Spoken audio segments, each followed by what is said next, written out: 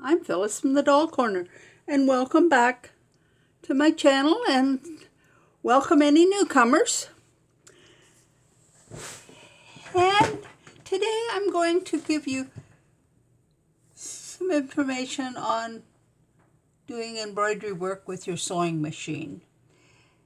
We have all these nice stitches on our machine, and a lot of us never use them, and it seems a shame because there's so many things you can do with them. And so I've been playing around with mine.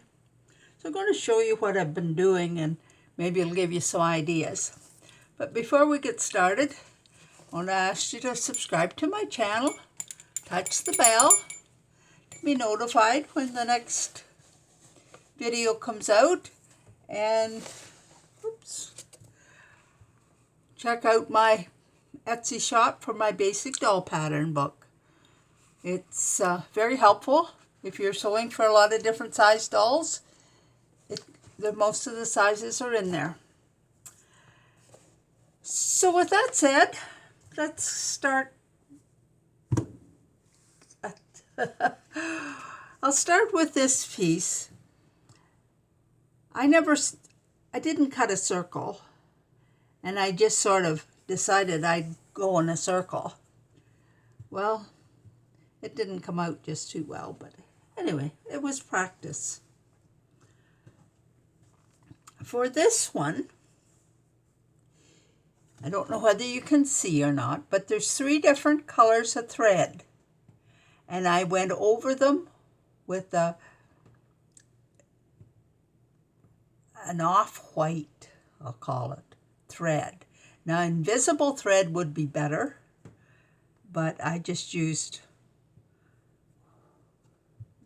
that because I have a little of the invisible thread around here, and I just didn't want to waste it because just playing around.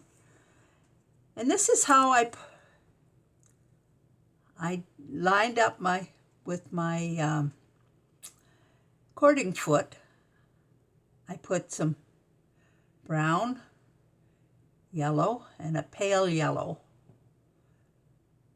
embroidery floss. And then I did the triple zigzag stitch over it. And that's what this turned out to be like. And then I did with the greens as well. And then for this one, I took a piece of embroidery thread, and I put a piece just underneath my needle, and I did this stitch, the little scalp stitch, and the thread moved back and forth with the scallop, and it's under there. And this one is not great. I should have had 2 little things of green, and it would have came out. Let's see. I had it here.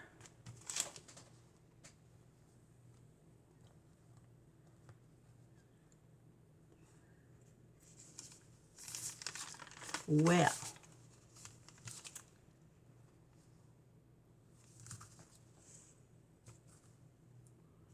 it's not showing up.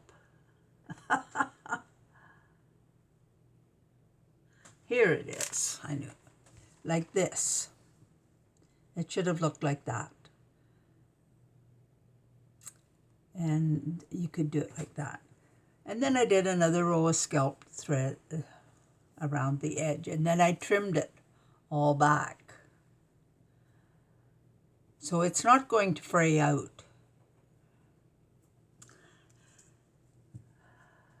But as you can see, I was not making a very nice circle. I just sort of did it freehand, and I was lucky to get around, I guess. So with that, then I did a couple of these. And if you are making coasters, you could make coasters to look like something with different designs on them. and then of course back them and put a little padding in them. But with the embroidery stitch, it's a good idea to use a stabilizer with it. You can put it back and front, and your design will sit out better. And this is wash away. It works really well. Years ago I got a great big, my sister bought me a big roll of it, and it has held up well, and I'm still using it.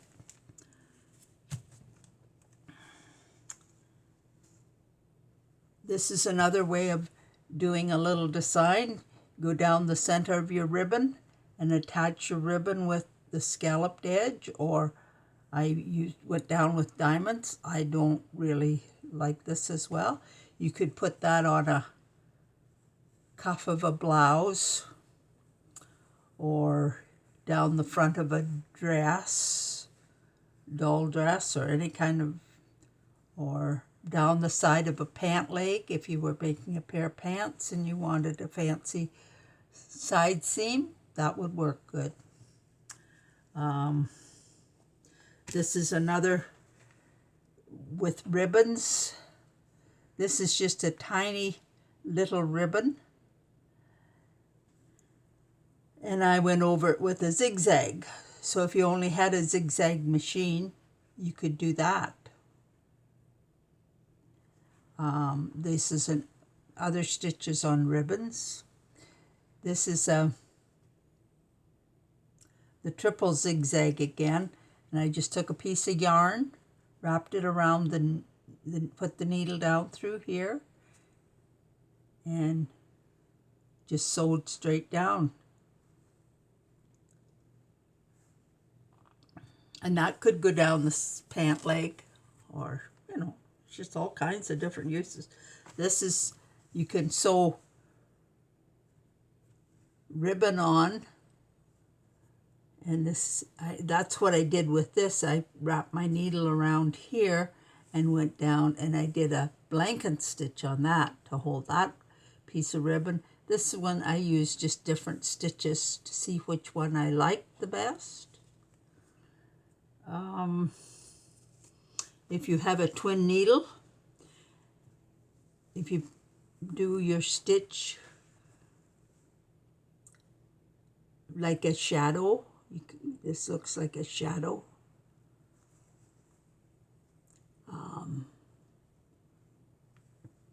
Just the two colors. Let's see. This is another way. Metallic thread, it can be sewn with the sewing machine, but you have to have the right needle, or sometimes it doesn't, it keeps breaking on you. But it can be done. But if you want to do it this way, you just put it in your cording foot and then just stitch over top of it. And that's what I did for this, and it looks nice. Now here I had got my metallic thread, and it was working that day.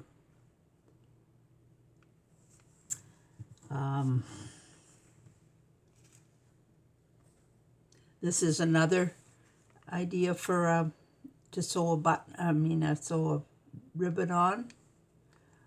You can make a design down the center, and you can put little buttons all the way along.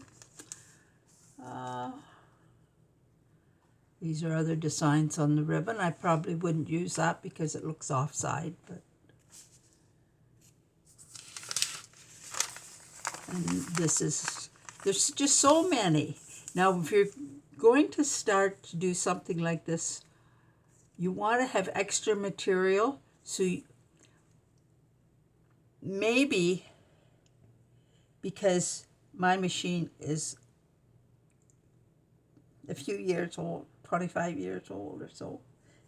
It was one of the first embroidery machines the Elna came out with, I think. I have trouble sometimes getting it lined up so that the two are even. So what I do is I make it longer, the piece that I want to use.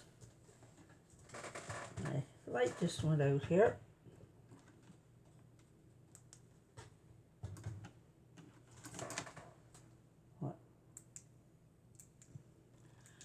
Anyway, it's not coming back on for some reason.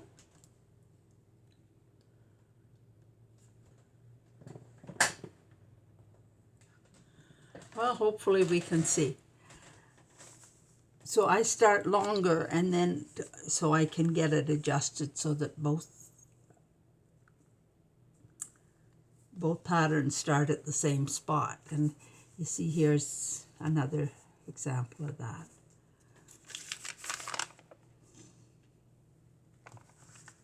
And there's some printing. Now you see I have to clip this. What I was saying about my sewing machine, the newer ones it's easier to line different things up, patterns up and things like that. But mine, if I play around with it a while, I can do it, but it just takes a little longer.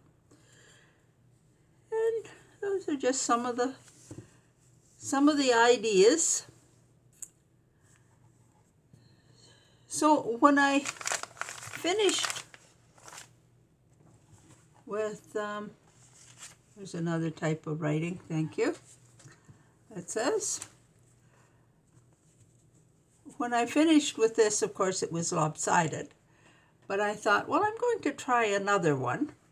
So I made another circle, and I thought, what do I do with it? At this circle, I thought, I'm going to make a little skirt for the doll.